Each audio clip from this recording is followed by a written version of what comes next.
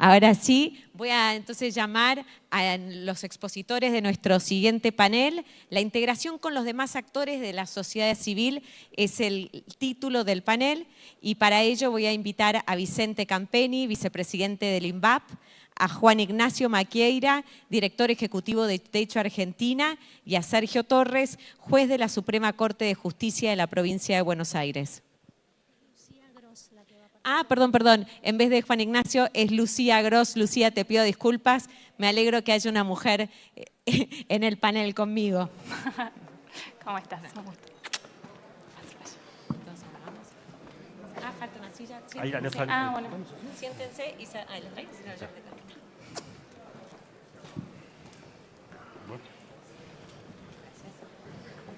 Bueno, en este panel tenemos la integración, diría, de distintos actores de la sociedad civil, tenemos ONG, tercer sector, tenemos la justicia, tenemos el Estado, pero el Estado también con actividad del sector, también con el sector privado.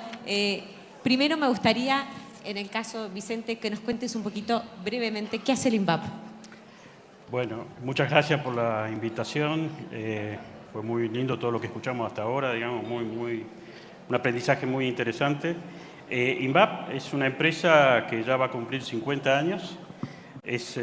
Nació dentro de un grupo de física aplicada en el Centro Atómico Bariloche, muchos conocen el Balseiro, y que decidió que en aquel entonces, hace 50 años, que el conocimiento era una herramienta para el desarrollo económico y social del país. Y se dedicó a hacer del conocimiento proyectos productivos por supuesto, digamos, un concepto, la empresa es una empresa de la provincia de Río Negro, pero con una fuerte participación de la Comisión Nacional de Energía Atómica. Pero desde su nacimiento decidió que la empresa iba a vivir de lo que vendía. Empezamos a desarrollar proyectos primero en el área nuclear, reactores de investigación, de producción de radioisótopos. Después, fruto de los vaivenes, digamos, y producto de la resiliencia que tanto se habló, diversificamos hacia el área satelital y hicimos satélites primero de observación de la Tierra, después de comunicaciones, después pasamos al área de control radar. Muchos de ustedes han volado y están siendo controlados o vigilados esos vuelos con un sistema que fue desarrollado por nuestra empresa. Y también en todo lo que tiene que ver con medicina nuclear. Todos los varios centros nacionales y varios centros internacionales, porque la otra pata del modelo de negocio nuestro es satisfacer necesidades a nivel nacional, pero hacer de esa capacidad que se desarrolla un potencial exportador. Y hoy tenemos varios nichos a nivel internacional con proyectos que venimos firmando en distintos países. El más grande hoy es un reactor para producción de radioisótopos en Holanda, pero la presencia nuestra ya es prácticamente en todos los continentes. Te voy a dejar una pregunta para que vayas pensando. ¿Cómo ha hecho el INVAP para sobrevivir a todos los colores políticos? Para sobrevivir y adaptarse. Como deciste, bueno, de repente vimos que no era rentable tal cosa y cambiamos, hicimos satélites. Digo, ¿cómo ha hecho el INVAP para sobrevivir? Ahora sí, me gustaría, Lucía, que nos cuentes qué es Techo, qué hace Techo. Bueno, un gusto estar acá. Juan fue papá hace muy poquito, así que acá estoy en representación de él y de Techo. Somos una organización que trabajamos en más de 10 provincias de la Argentina y también en Latinoamérica en búsqueda de soluciones para la situación de pobreza. Trabajamos en soluciones de hábitat y vivienda y esto lo hacemos voluntariado en conjunto con vecinos y vecinas de los barrios. Y ya te dejo la pregunta, en este caso, Lucía, como un actor de la sociedad civil, más o menos Estado, ¿qué es lo que ustedes ven también, cómo se puede potenciar su accionar? Y ahora sí, presento al juez Sergio Torres. No hace falta saber qué hace un juez, me parece. Pero sí, Sergio, hay un tema cuando uno habla de la integración con los distintos actores de la sociedad civil, que es ¿Cómo es hoy el acceso a la justicia? ¿Cómo estamos hoy en términos de acceso a la justicia? Bueno, en primer lugar, gracias por la invitación, gracias Diego, gracias al IAEF. Para mí es un gusto compartir este ratito con ustedes y además felicito a la organización por dedicar una parte del programa a la justicia. La justicia tiene un valor desde distintos lugares, todos ustedes lo conocen, así que me parece que el primer aspecto sería pensar que el Poder Judicial es un servicio estatal que brinda uno de los servicios quizá más importantes que tiene el Estado, que es el servicio de justicia. Por la propia dinámica del Poder Judicial, que son cargos no electivos, en el que se designa un juez y el juez es para siempre, nosotros tenemos que trabajar en la comunicación, en integrarnos a la comunidad, porque la tendencia natural del Poder Judicial en todos los países del mundo es endogámica. Es decir, nosotros empezamos a mirarnos a nosotros mismos y dejamos de integrarnos con la comunidad. Hay un ejemplo que tiene que ver con el lenguaje. Nosotros, los abogados, hablamos con un lenguaje muy particular, que es hablar como abogados. Nosotros tenemos una mirada sobre este tema muy complicada y dentro de este esquema de abrir el Poder Judicial a la comunidad, se creó un programa de lenguaje claro, que es que tanto el Poder Ejecutivo, el Legislativo y el Judicial dicten sus actos administrativos o judiciales en términos que sean comprensibles para la gente. Ahí quizá tenemos un punto de partida que me parece que es clave para integrar y que tiene que ver con la calidad del servicio de justicia. Esto parece un tema menor, pero la gente, cuando un juez dicta una sentencia, y tengan ustedes en cuenta que cuando un juez resuelve sobre la vida, la libertad, el patrimonio, los negocios, la familia de las personas. Y cuando el juez resuelve, tiene la persona a la que va dirigida esa sentencia el derecho a entender lo que el juez está resolviendo. Hay una pequeña anécdota, si me permitís, Sí. para explicar esto del lenguaje, porque puede parecer, digamos, un tema teórico. Un abogado recibió a una señora hace unos años que tenía un problema de familia. La señora le cuenta, le relata todo el problema con los alimentos, con su marido, bla, bla, bla.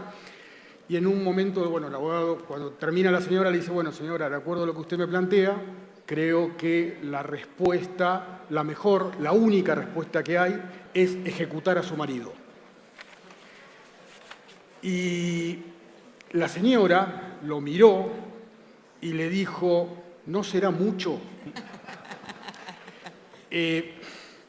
Digamos, más allá de la anécdota en sí, muestra el divorcio que hay entre el mundo real y el mundo judicial. Esto quizás es un punto de partida para empezar, digamos, a discutir o elaborar la respuesta. Ahora, Sergio, así como a la mañana le comentaba a los delegados sindicales que participaron, líderes sindicales que participaron del evento, digo, sindicatos, periodismo, justicia, no estamos muy bien en términos de reputación. ¿Tiene una deuda la justicia? ¿Por qué está esa sensación en la Argentina de que hay una falla o una deuda de la justicia con la sociedad?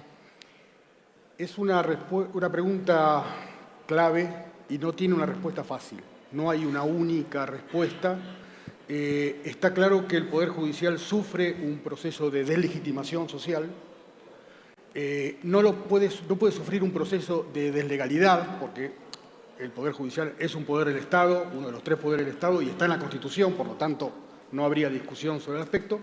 Pero el Poder Judicial les debe a la comunidad una mejora en la calidad del servicio de justicia. Un aspecto a trabajar es la comunicación. Nosotros no nos formamos, no tenemos estructuras preparadas para comunicar lo que los jueces hacen.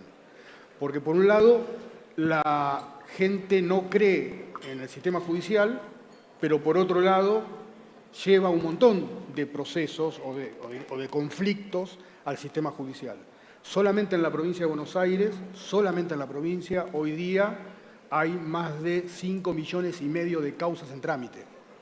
Entonces, es un proceso que es complejo de entender. Un aspecto tiene que ver con esto, tiene que ver con la comunicación. Nosotros tenemos un problema, un déficit, en el que no comunicamos bien nuestro trabajo. Y por otro lado, tenemos numerosos problemas que tampoco los comunicamos. Nosotros tenemos problemas estructurales, problemas presupuestarios. Todos los poderes judiciales del país, más del 95% del presupuesto anual va a sueldos. Entonces, la posibilidad de mejorar la infraestructura, de mejorar la tecnología, es muy escasa. Y finalmente, para hacer la respuesta bien corta, nosotros tenemos problemas legales. Es decir, nosotros tenemos también normas. El trabajo nuestro, a diferente del de ustedes, que es un trabajo creativo, el nuestro está acotado por procedimientos escritos, fijos. Y cuando esos procedimientos son viejos, Claro. nosotros tenemos el Código Procesal Penal, es que del año 39, en realidad, en el ámbito federal. Es decir, es un código que está pensado para otro país, para otro momento histórico, para otro contexto de Para otra conflictividad. velocidad de los acontecimientos, ¿no? Sergio, te voy a dejar una pregunta, aprovechando que sos un juez de la Corte Suprema de la Provincia de Buenos Aires. ¿Qué opinás de la ampliación de la Corte Suprema de la Nación, del proyecto de ampliación? Y al mismo tiempo, ¿qué opinás de las candidaturas del hijo de García Mansilla? Voy a dejarlo en suspenso. Ahora sí, voy con Lucía primero y después Vicente. Lucía, esto que hablábamos de la sociedad civil, ¿crees que debiera haber más o menos Estado? Se habló muchísimo en los últimos tiempos de los aportes del Estado hacia la sociedad civil. Bueno, creo que la respuesta va por, no sé si más o menos, pero sí mejor. Necesitamos un mejor Estado, un Estado que facilite, sobre todo. Digo, este panel tiene que ver justamente con integrar el trabajo conjunto de distintos sectores y eso es lo que necesitamos. Particularmente creo que necesitamos un Estado de consensos, ¿no? A lo largo de los años necesitamos políticas de Estado que se puedan sostener a lo largo de los años y sobre todo en lo que tiene que ver con la pobreza y con la pobreza en las villas y los asentamientos de la Argentina. Hoy estamos hablando de que 7 de cada 10 niños y niñas están en una situación de pobreza. Estamos hablando de más de 6.400 barrios populares en todo el país y necesariamente ya desde el 2018 que venimos con una serie de consensos alrededor de la integración de estos barrios, pero tenemos que seguir trabajando en esas políticas de desarrollo. Creo que hoy hay un gran consenso, volviendo a esta palabra, que es que tenemos que tener orden macroeconómico, ¿no? Es la condición necesaria para poder empezar a pensar en nuestros puntos de desarrollo de la Argentina. Pero bueno, volvamos a esos puntos de desarrollo. ¿Qué políticas estamos pensando para esos niños y niñas que hoy tienen 4 años y que en 15 años ya van a haber pasado la mayoría de edad y que hoy están creciendo en un barrio popular sin acceso a servicios básicos, que están creciendo también en una vivienda precaria, que cada vez que quieren ir a la escuela se embarran siempre que llovió? Bueno, ¿qué políticas de Estado estamos pensando? Y creemos que el Estado justamente tiene que ser mejor en facilitar el trabajo en conjunto entre la sociedad civil, entre el sector privado también, para poder encontrar soluciones hacia ello. Bien, gracias Lucía. Vicente, te había dejado picando la pregunta esta de, bueno, ¿por qué el INVAP fue exitosa como compañía también? En todo, pese a todos los vaivenes políticos, cambios de colores políticos. ¿Cómo fue la integración del INVAP con las autoridades que hizo que se llevaran mejores que otras? Bueno, yo creo que un factor importante es eso que comenté, que vivimos de lo que vendemos. No dependemos de un presupuesto, ni nacional ni provincial, sino que buscamos hacer los proyectos que se necesitan. Todos nuestros proyectos tienen un impacto social importante. Y lo que buscamos es ser competitivos, Lo logramos porque nos apoyamos en el sistema de ciencia y técnica del país, que es muy bueno. Lo logramos porque tenemos talento en la Argentina y que hoy se está poniendo cada vez más en evidencia con lo que hablamos de la economía del conocimiento y que se expande no solamente a lo tecnológico, sino a todos los ámbitos productivos del país. El hecho de vivir de lo que vendemos nos vimos obligados a buscar el camino de cumplir ese propósito de hacer del conocimiento un motor para el desarrollo del país. Cuando se abortó en algún momento el programa nuclear en Argentina en los 90, bueno, pasamos a buscar esa oportunidad de hacer desarrollo tecnológico en lo satelital, después fue la parte de radarización y, por supuesto, a la par íbamos explotando esta línea de poder exportar esos conocimientos. Hoy tenemos una balanza de negocios que está bastante equilibrada entre exportación y proyectos nacionales. Y bueno, buscamos en esa integración, valga la mención por el lema del negocio, digamos, la fuerza que nos permita seguir sosteniendo el propósito de la empresa. Gracias, Vicente. Bueno, Sergio, la justicia pasa como contaba Pablo en su charla o su exposición al mediodía durante el almuerzo. Dice, bueno, cuando no es noticia el tren que llega, o sea, cuando la justicia funciona bien no es noticia. Cuando la justicia empieza a ver cosas polémicas, empieza a ser noticia, digo. Y en función de esto, últimamente estamos todos hablando de esta propuesta de ampliación de la Corte por un lado y nuevas candidaturas a la Corte por el otro, con los nombres del hijo de García Mansilla. Me gustaría conocer tu opinión al respecto. Bueno, en primer lugar, con respecto a la Corte, yo creo que la Corte debiera ser más numerosa. Yo creo en la ampliación. Creo que esto permitiría integrar la cuota, la necesidad de ubicar el género. Parece que tenemos que tener una mirada desde ese lugar. Y por otra parte, abrir a las provincias para incorporar una mirada federal también en la Corte. La Corte además tiene una cantidad de capacidades para modificar todo lo que se habló aquí hoy. Entonces me parece que nosotros tenemos que tener una mirada también humana del Poder Judicial. Hay como una cantidad de factores, de vectores que hay que tener en cuenta al momento de las designaciones, pero yo en primer lugar creería, esto es una opinión personal, que esa búsqueda de un nuevo paradigma del sistema judicial se da con una Corte más amplia y por supuesto equilibrada. Y con respecto al segundo aspecto, más allá de las candidaturas, yo celebro la discusión. Celebro que finalmente todos nos involucremos en la discusión sobre quiénes van a integrar no solamente la Corte, sino todos los cargos del Poder Judicial. Desde la reforma del año 94, que se estableció el Consejo de la Magistratura, se estableció un sistema público en el que los jueces, los candidatos, yo fui el primer juez federal nombrado por el Consejo de la Magistratura, tenemos que mostrar quién somos, tenemos que dar examen, tenemos que mostrar qué hicimos, tenemos que mostrar nuestro patrimonio, si nos tenemos que mostrar ante la comunidad, porque es el momento de hacerlo. Y en el caso de la Corte ocurre lo mismo, a diferencia que no existe el Consejo de la Magistratura, que el nombramiento es directo por parte del presidente, pero me parece además que es valiosa la discusión y es importante además que participen todos los actores de la vida civil, todos los estatales y los no estatales, para que los poderes constitucionales, que son en definitiva los que llevan adelante el proceso de designación, tengan las herramientas para tomar la mejor decisión. Bien. Queda nada, pasadísimo de tiempo, pero no quería dejar de hacerles la pregunta que ya le está haciendo a todos los expositores.